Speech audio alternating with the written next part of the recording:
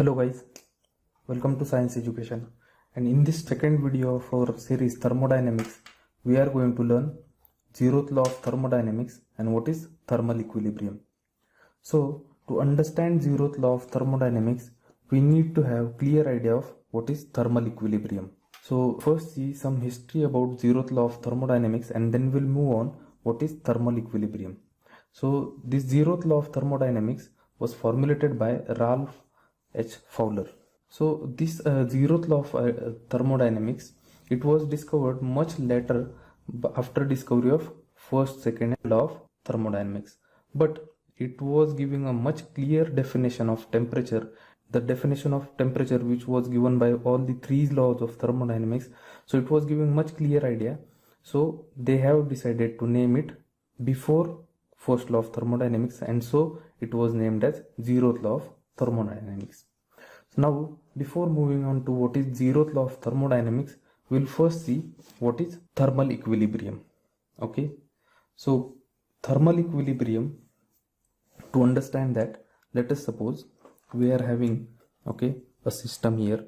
So I have explained what is system and what is boundary in our last video. So if you haven't seen that, I would recommend you to go and watch that, so as to it will give you a much clear idea. So suppose I am having a system A and it is having a boundary made up of some non-conducting material. Non-conducting in sense, it will not be possible for body A, or it will this boundary will separate the system from environment. So it will not be possible to transfer heat or mass. So such boundary in thermodynamics is called as adiabatic boundary. So in this case, since the boundary is made up of insulating material, so it is adiabatic. Conceptually, the heat or mass of this system is going to remain same when there is no exchange of heat and mass. So such system is called as, or such system is known as at thermal equilibrium.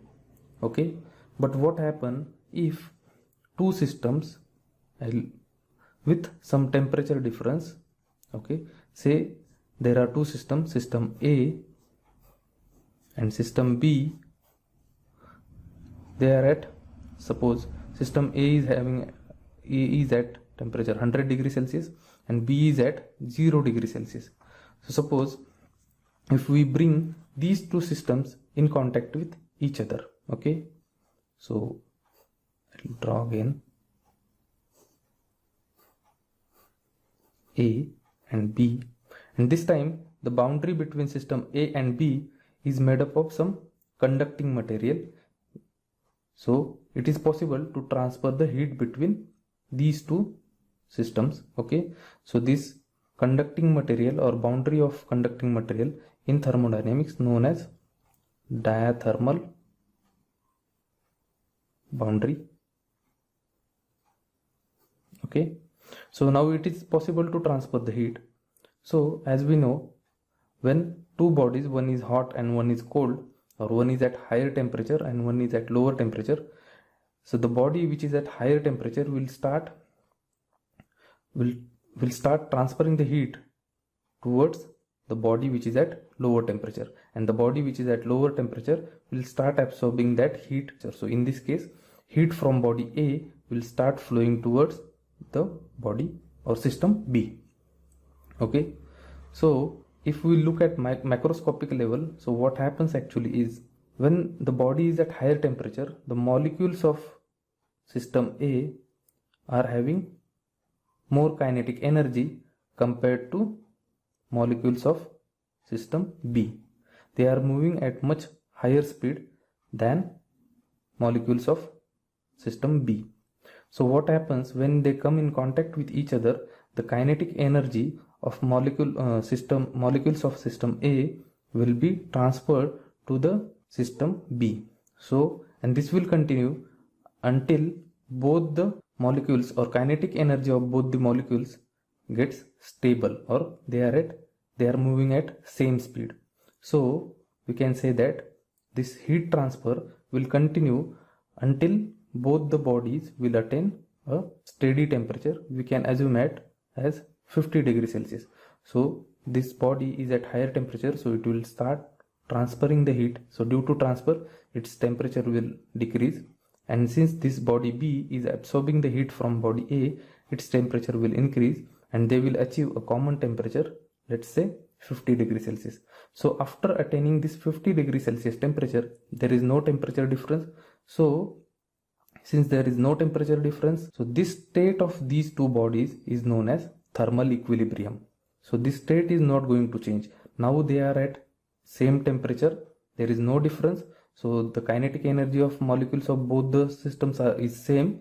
So they will not transfer the heat, and we can say that this is at thermal equilibrium. So that is what thermal equilibrium is. Now we will move on to the statement of zeroth law of thermodynamics.